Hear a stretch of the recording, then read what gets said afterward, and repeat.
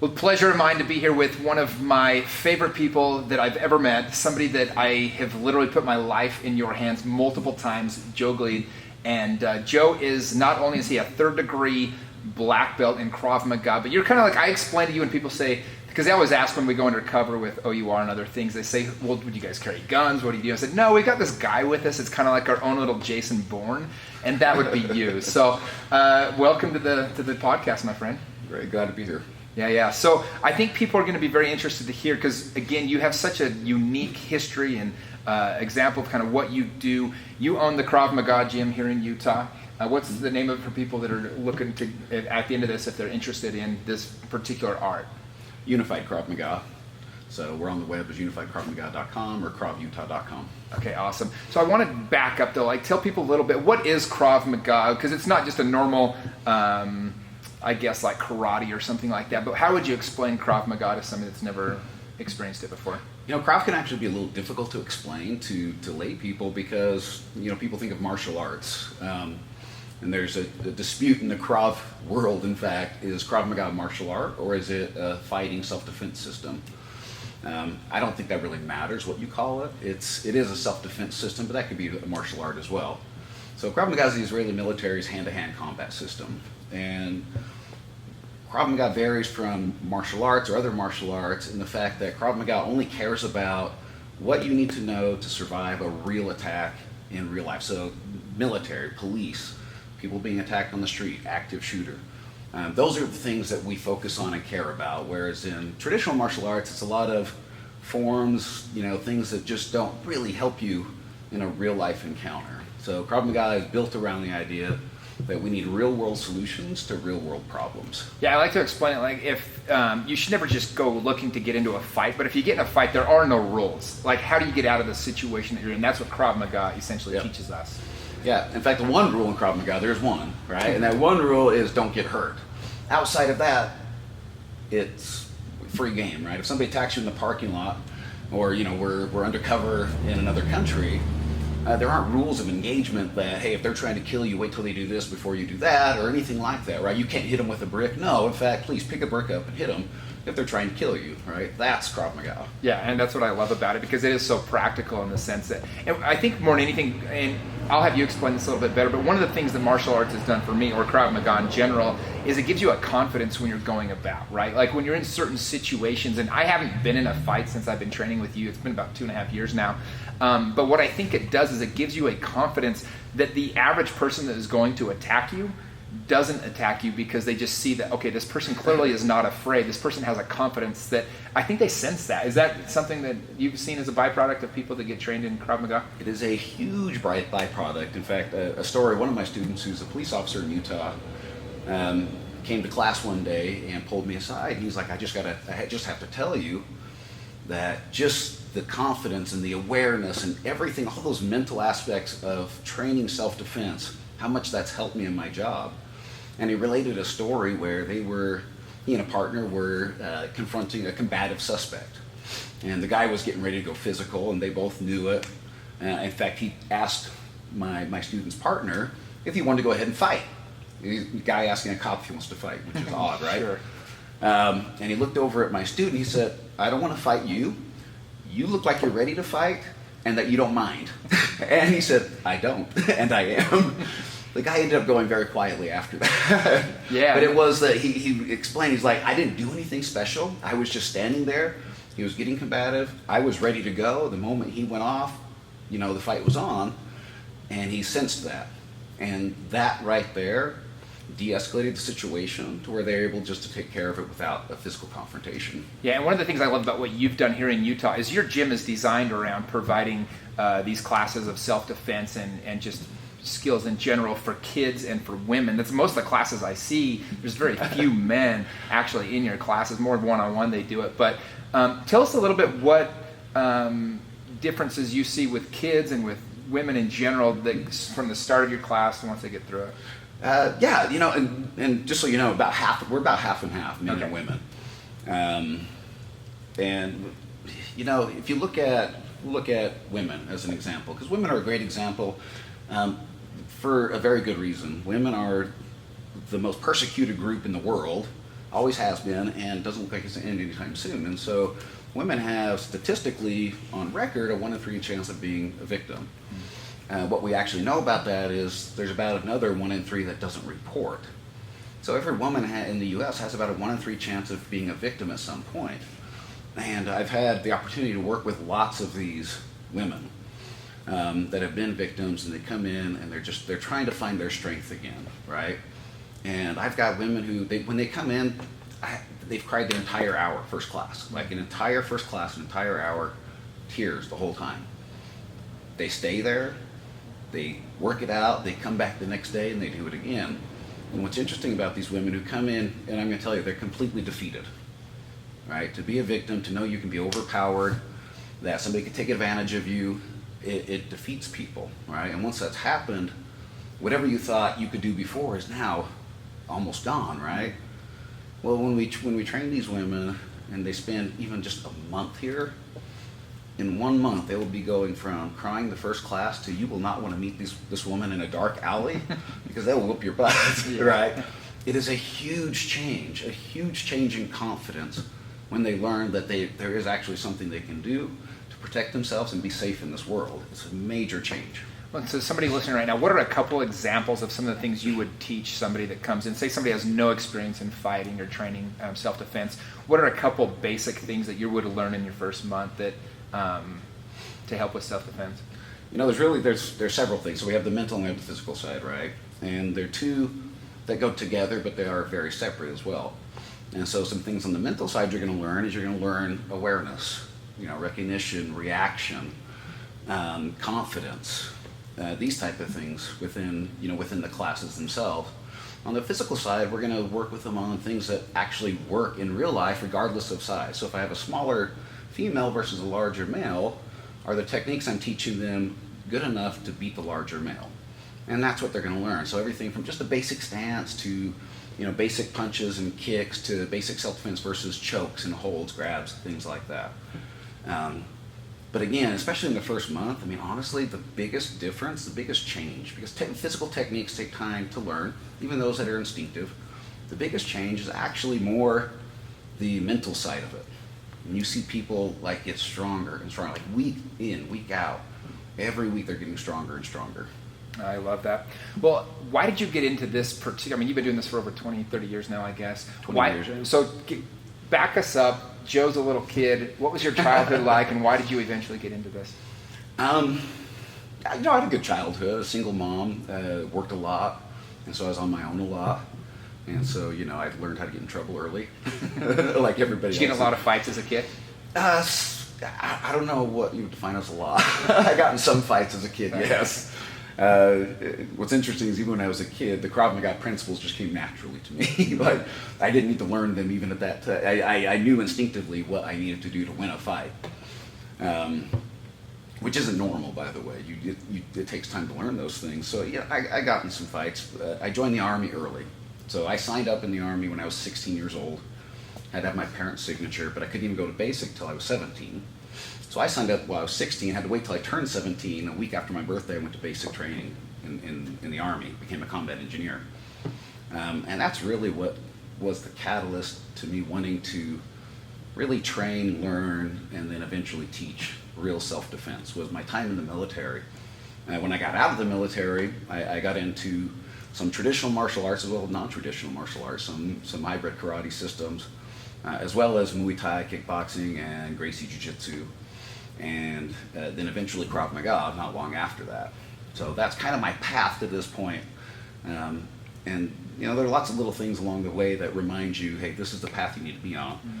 And the path to Krav Maga came when I realized that as much as I love sport fighting, as much as I love traditional martial arts for a lot of the things that they teach, what mattered to me was, can I defend myself if somebody has a gun in my face? And can I teach my kids to defend themselves if somebody tries to take them, right? And so it became very apparent early on that I need to learn something that focused solely on that area right there. And there's almost nothing else out there that really does that. I love Gracie Jiu-Jitsu, but there are a lot of holes in Jiu-Jitsu, stand-up things like that. And now I say that as a Gracie Jiu-Jitsu brown belt under Pedro Sauer, and somebody who loves Jiu-Jitsu like as much as I love Krav Maga. And on our groundwork, it's all based on, and even in Krav Maga, on Gracie Jiu-Jitsu.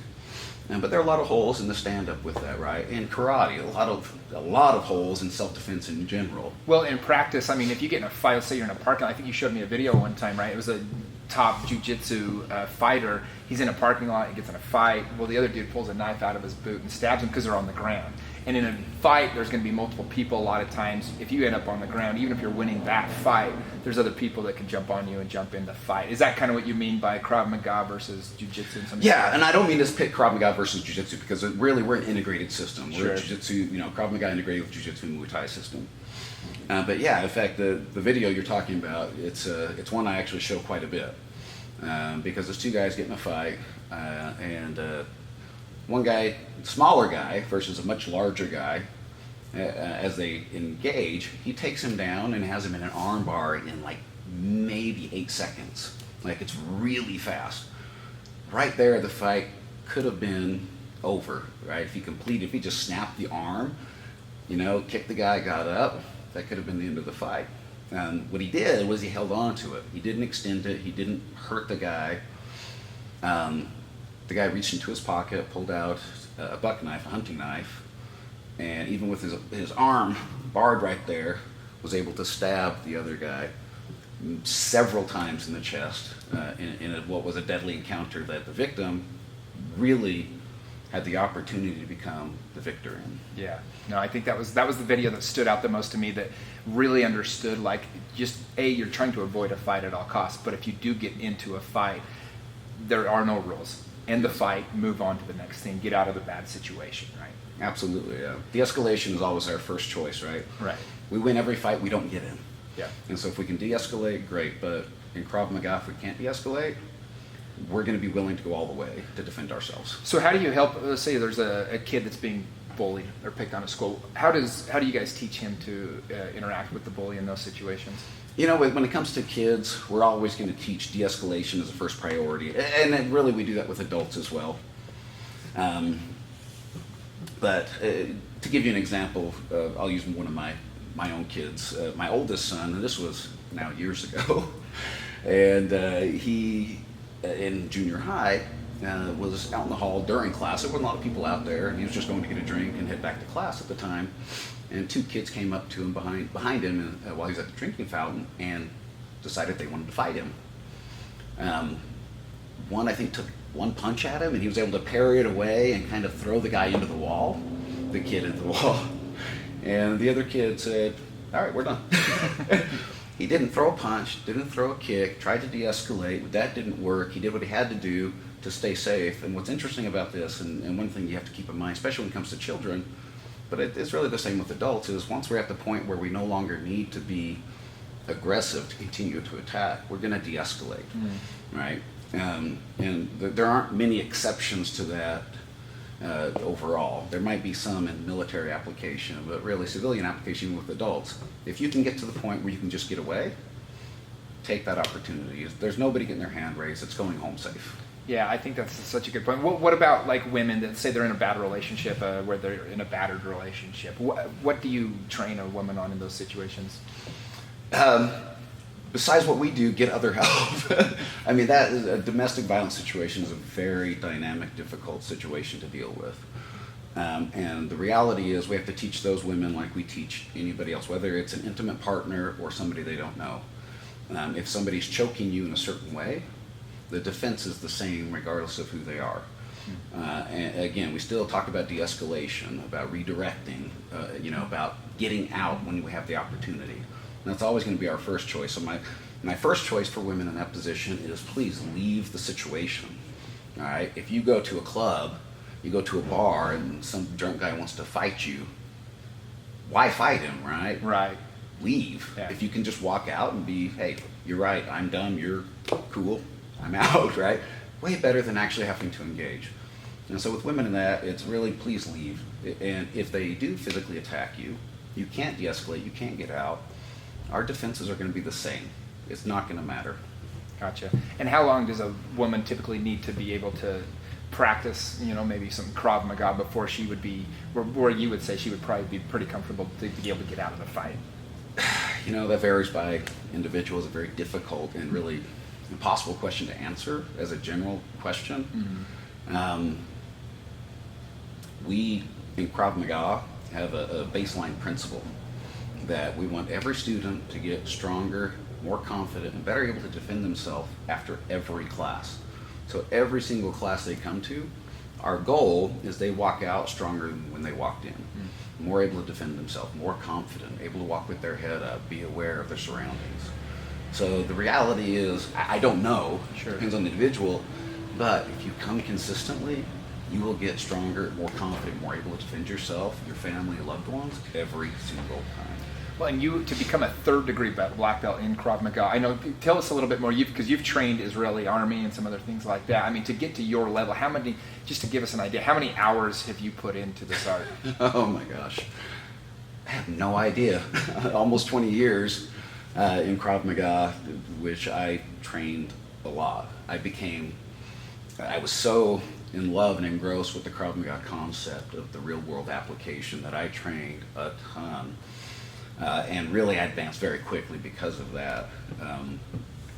So I mean, honestly, I was training on at the very least a part-time level job, just in my own personal training, because I wanted to get to a certain level, and I wanted to be able to help people with that. And so I just trained a lot. Well, and the way that you and I came to know each other was through Operation Underground Railroad. The first op that I ever got a chance to go on, you had been hand-selected as the security detail to go on that particular op. How did that relationship come about where you got to start training and working undercover with OUR? It's actually kind of funny how this one came about. OUR, when they first started, there was only a couple of people really involved on day-to-day operations, and one of them was Tim, the founder of OUR. And Tim and his partner Matt at the time called us up, and they wanted to come train. And they told us the story. Hey, we do this, and this. We go undercover. We need to get some training because we're in very dangerous situations. And frankly, we get those calls often. Yeah, sure. And so when Tim called, I honestly thought it was just BS. And I was like, yeah, sure. Here's our classes. Here's the next intro class. We'll see you there. And Tim and Matt started training. And didn't train very long. They asked us if we would be willing to train the undercover team. So they asked if we could get a group together and I would come and work with them. And that's kind of how that went. So from there, I started training all the undercover operatives, as well as train donors, people who work back office, things like that. But then the very next operation, Tim, like you said, asked me personally if I would come and be security on the operation. In another country, a dangerous area, some dangerous people. And I said, of course I would. At that time I realized, hey, they're actually serious. They do this stuff. They are actually going undercover and rescuing kids and things. Because I didn't believe it. And when they first called, I was like, you guys are full of crap, whatever. Sure, we're all going undercover and rescuing people. Yeah, I'm going to go pet my unicorn. So that's kind of how that came about. He invited me to be security on that particular op. And was that first op a successful one? One of the most successful ones that I know of, where there were over 120 children that were rescued at one time. Wow. So of all the ops you've been, how many ops have you been on now? I've lost count. Yeah. Do you have a number, more or less, of how many kids you've been part of in rescues of ops? I mean, we just got back from doing one in Latin America, you and I think it was 47 kids was that rescue alone. I've been a part of, I think, over 100 now. I don't know the exact number either, and over 40 traffickers being arrested. Do you know the number more or less to get? Because it would be several hundred. I mean, you are a real life hero to me and many other people. You literally have been. You are the person. So it's funny because we go undercover and it's like we're relying upon you. You have to rely upon yourself because there is nobody else like you when we go. I mean, I guess you've trained us, but we all know that we're not nearly as. Going to be as nearly as prepared as you are going to be, and so it just gives us a confidence to go and be with you. I mean, you really put yourself out there. You are the front line of defense if anything goes wrong in any of these operations. Yeah, that's the role I play. I mean, I play other roles undercover. I don't play just security. Occasionally I play security, which makes it easier. But yeah, not as you know, like majority of the time I'm the security, but nobody knows that except for you. Right. But yeah, it's sometimes it's just me, and I'm trying to take care of 6 other people. What's great about training and teaching people this system like you is I know if I teach you what you need to know to have my back, I'm going to be way safer myself. And if there's ever an engagement, I know that if I've got myself and you and some of our other guys that have done some training, I'm pretty confident we're going to come out okay on that. Yeah, I know we've been in a couple situations. We were in one. We don't ever talk about the cities or anything like that, but we were in one situation where we were in an alleyway and they had their guns on them and things like that. I know how I was feeling in that situation. Like, I don't know if I want to do this anymore. What was going on in your life? To set up the scenario, we were in a Latin American country and we had met 3 different groups of traffickers.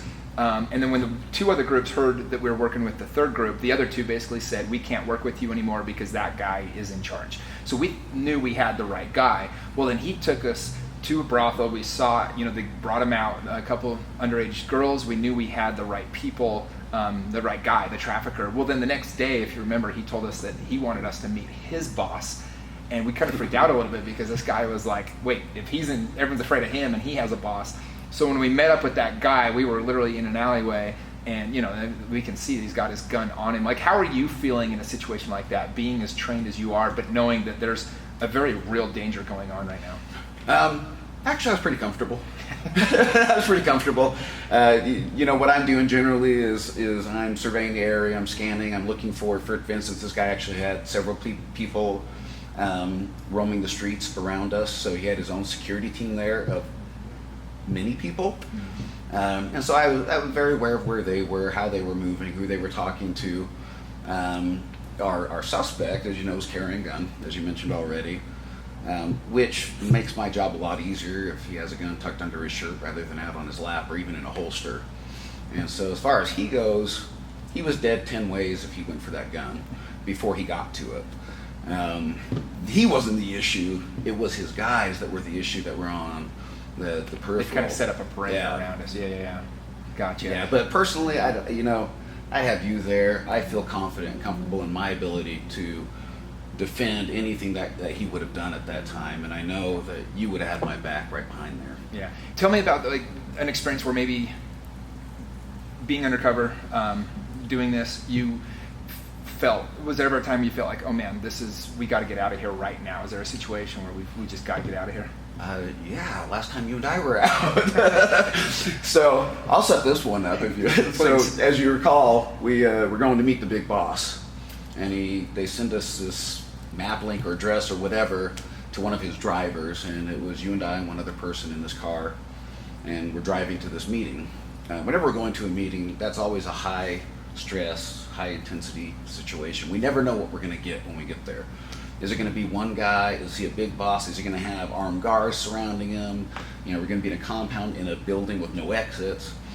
But particular instance, we're driving down this long dirt road. Well, turn went from asphalt to dirt, and we ended up in the middle of nowhere, right? Super dark, no lights, no houses, no road, nothing. And right then I thought, this is an ambush. We're gonna have to fight our way out of here.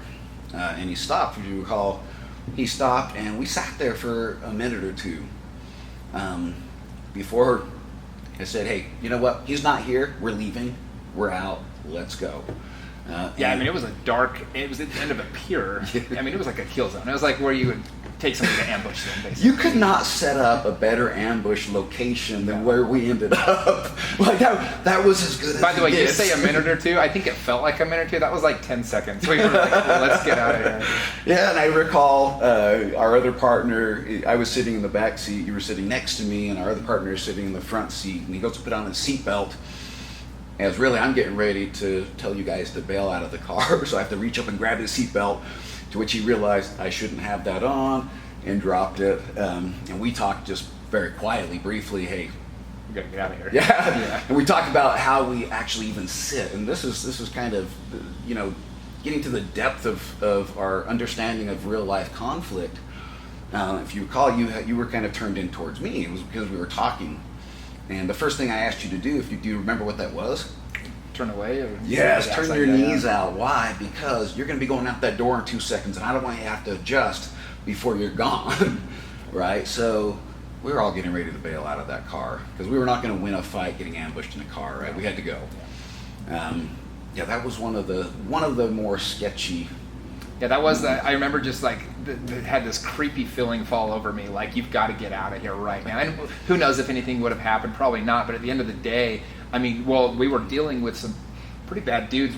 We had basically 2 traffickers that we were trying to take down at the same time, and one of them ended up getting shot and killed the week before we went to do the rescue. Which postponed our op. Which did postpone our op a few weeks. And so, I mean, that's to give people an idea of the type of person we were dealing with. This guy was in sketchy business all the time. So, you know what my favorite moment with you guys was when we were in another Latin American country, and we went to kind of took us to like a hotel that one of the traffickers owned in order to kind of, we have to verify. You say just that, and I know exactly what you're talking about. Yeah. Well, we have to verify that they have the children, that they're underage, everything else, and so we have to physically see them, and then get, we have undercover cameras and things like that. But we went to this hotel, and you were the one that was like, we got to get out of here. If you recall, there was no back entrance, there was no windows to this. I mean, it was the seediest, grossest hotel I've ever been in my entire life. And you guys all left to go down and stand on the street to wait for them. I had to go to the bathroom.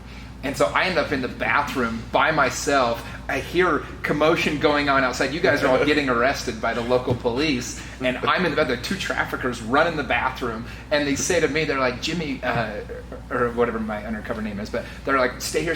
Your friends are all getting arrested, but we'll take care of you. And I remember literally having a thought, and it kind of made me chuckle. I'm like, when your better option is going to a prison in this city we were in, which is a sketch city, you're in a real shit situation. And what did you choose? Oh, I walked out with my hands up, just like, I'm like, sorry guys, I'm out of here. I'm like, worst case, I'm going with my friends. And so I just walked out with my hands up, got arrested with you guys, and we ended up getting out of it. But called off the op. Everything was kind of squashed at that point. But that was just, I remember like just thinking to myself, what a horrible situation to be in. And anyway, that was a good one. But that was another death trap. It was. There was no exit on that building. That building made crack houses in the U.S. look like the Four Seasons. Like it was that was, to put it in perspective for the listeners, that was a horrible place to be. Yeah, my poor mother's listening to this right now, and it's like, oh, this is what happens when they're gone undercover. But no, I mean, we really do everything possible to stay out of the situation. And that's one of the nice things about having you along. I wouldn't even go without you being there because you have that security,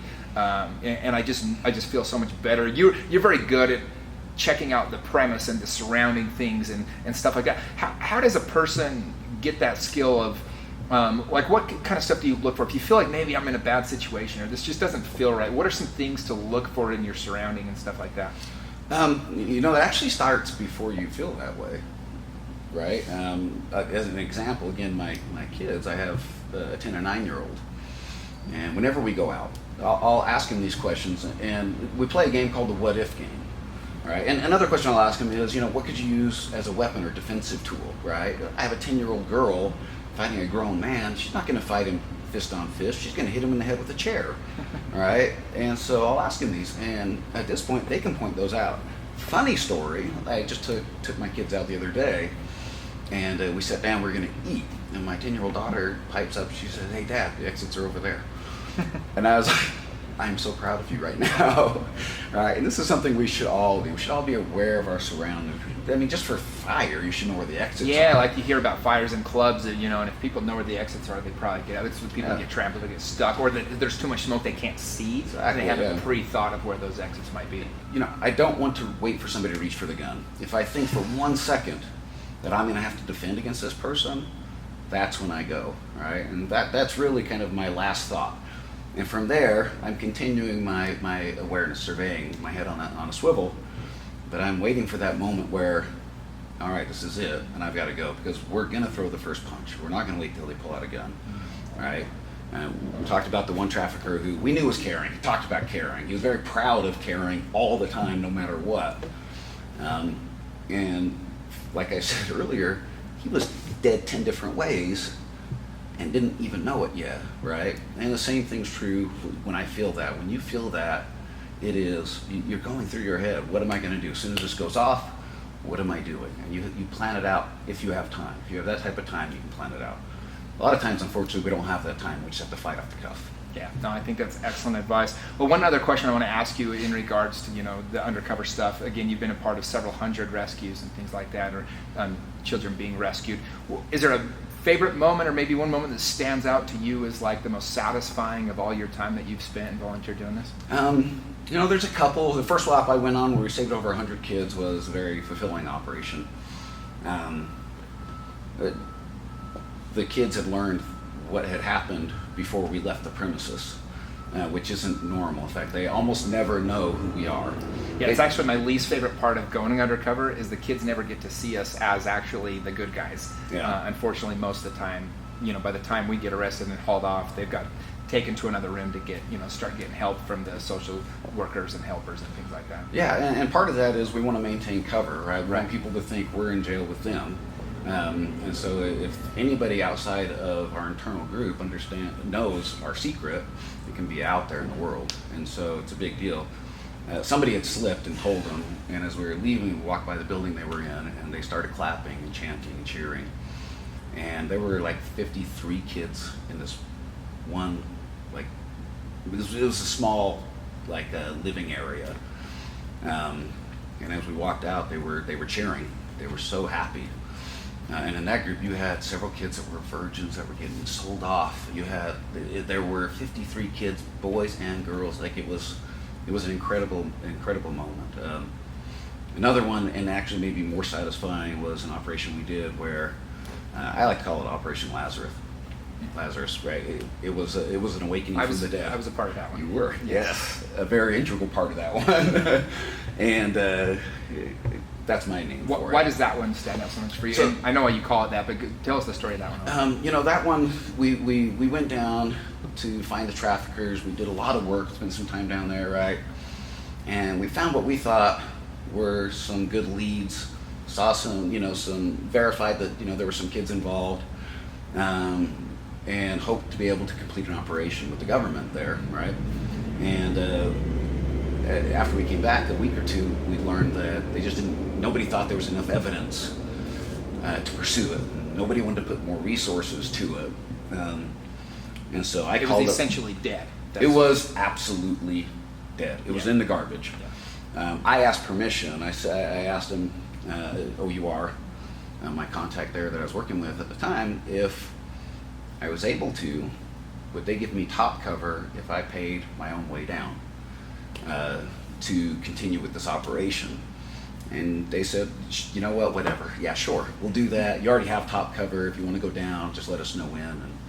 And I said, great, let me let you know. And I called up one of our partners and said, hey, do you want to go with me back to this place and see if we can revive this? Because I really believed that we had solid leads. And I can't live with myself knowing that we have these kids, we know where they're at, we know we can get them, and we're not getting them. And so we went back down and were able to reestablish our contacts, verify in full 20 some odd kids, and we're able to set up the operation and knock it down, take these guys out and save those kids, where a month earlier they had no hope of saving. Nobody was going to save them. It was dead.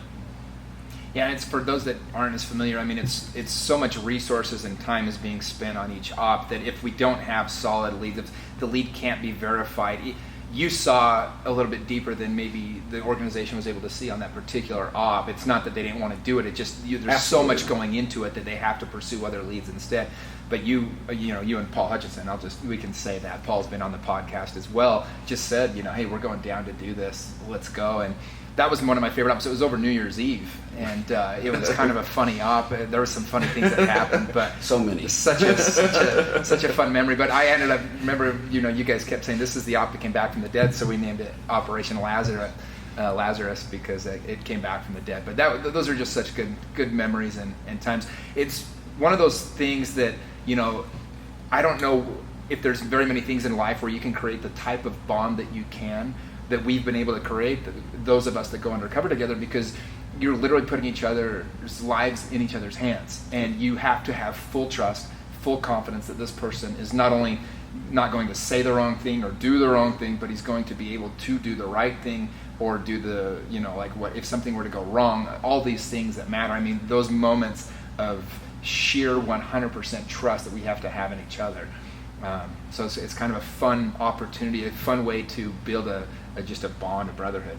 That's a bond you can't break right there, man. The situations we've been in together and what we've come out of and through, I trust you with my life. Yeah, no, likewise. And I always say to people, like, if I could pick any one person I had to go to a dangerous situation with, you for sure would be my first call. And it's one of those things that's kind of fun because I literally picture something going, and we've never been in a situation where we had to fight. I always tell people, if a fight breaks out, we've already lost because we're no longer getting the op successful, right? Yes. We're not going to take down these guys. We're not going to be able to rescue the kids that are being, trafficked or whatever else. So we really do a great job of avoiding any kind of conflict that we can, but we don't have guns. We'll go buy a knife at Walmart or something and have it in the shoe. But other than that, it's we're really out there, and our defense is essentially our social intelligence and ability to rely upon each other to play a role, and really you feel like you're an actor out there anyway, so it's quite remarkable. You do, yeah.